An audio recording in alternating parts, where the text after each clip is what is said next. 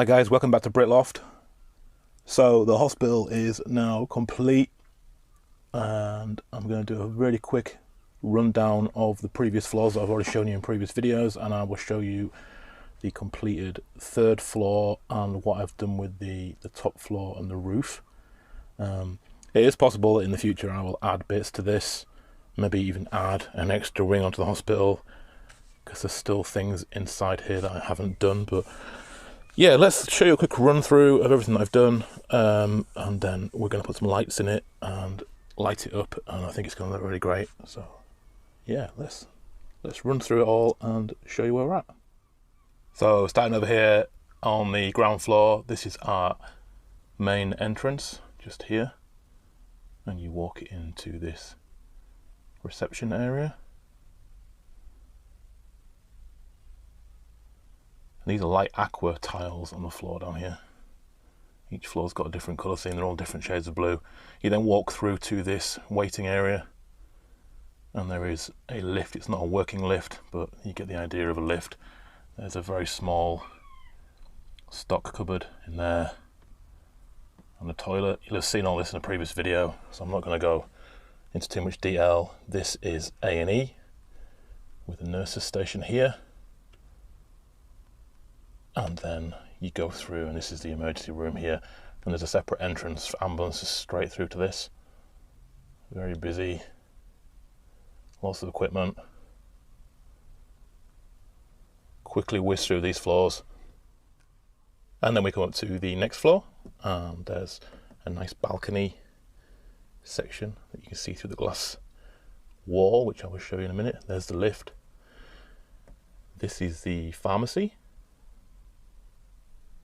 And then we've got doors going through to the operating theatre, just the one operating theatre in hospital. Again, very busy, full of equipment. And you can see all this in more detail in the separate video of this floor.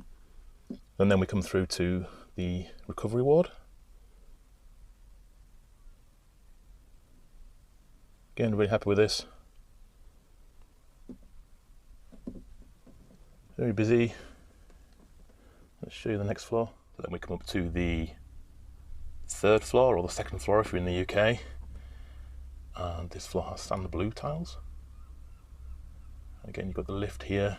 This comes through to, I think it's the only office in the hospital. Also doubles as just a checkup room.